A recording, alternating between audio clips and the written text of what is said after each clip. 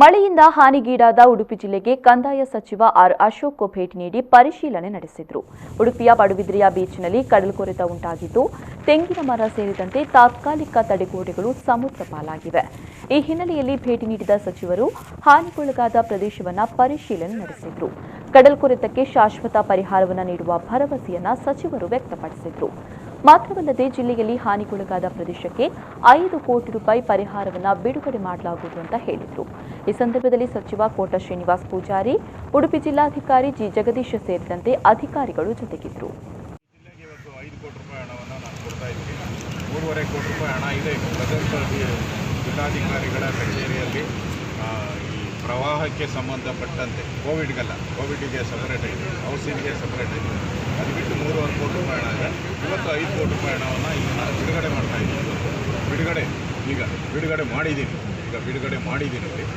So ಈ ತಡೆಗೋಡೆಗೆ ಸಪ್ರೇಟಾಗಿ ಹಣ ಬಿಡುಗಡೆ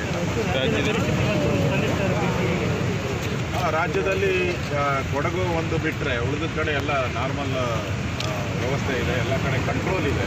ಕೊಡಗಲ್ಲಿ ಮಾತ್ರ ಎಷ್ಟೇ ವಿನಂತಿ ಮಾಡಿದ್ರು ಆ ಪೂಜಾರರು ಮನೆ ಖಾಲಿ ಮಾಡದೇ ಇರೋದ್ರಿಂದ ಸಮಸ್ಯೆ ಆಗಿದೆ.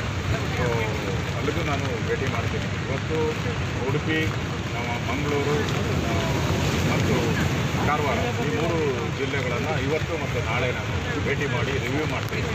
ಅಧಿಕಾರಿಗಳನ್ನ ಅಲರ್ಟ್ ಮಾಡುವಂಥ ದೃಷ್ಟಿಯಿಂದ ಅಧಿಕಾರಿಗಳು ಯಾರೂ ಲೀವ್ ಹಾಕದೆ ಎಲ್ಲರೂ ಕೆಲಸ ಮಾಡಬೇಕು. ವಿಶೇಷವಾಗಿ ರೆವಿನ್ಯೂ ಇಲಾಖೆಯವರು ಸಂಬಂಧಪಟ್ಟಂತೆ ಮತ್ತು ಪೊಲೀಸ್ ಇಲಾಖೆಯವರು ಸಂಬಂಧಪಟ್ಟಂತೆ ಅವರೆಲ್ಲ ಯಾವುದೇ ರೀತಿ ಲೀವ್ ತೊಗೊಂಡ್ರೆ ಕೆಲಸ ಮಾಡಬೇಕು ಅಂತ ನಾನು ಎಲ್ಲರೂ ಜಿಲ್ಲಾಧಿಕಾರಿಗಳಿಗೆ ನನ್ನ ಪತ್ರವನ್ನು ಕೂಡ ಬರೀತಾ ಇದ್ದೀನಿ. ಸೊ ಅಲರ್ಟ್ ಆಗಿದ್ದು ಈ ಕಳೆದ ಬಾರಿ ಏನು ಅನಾಹುತ ಆಯಿತು ಆ ರೀತಿ ಆಗಬಾರ್ದು. ಕಳೆದ ಬಾರಿ ನಮ್ಮ ಸರ್ಕಾರ ಆಗ್ತಾನೆ ಬಂದಿತ್ತು, ಹಿಂದಿನ ಸರ್ಕಾರ ಏನು ಪ್ರಿಪ್ರೇಷನ್ ಮಾಡಿರಲಿಲ್ಲ.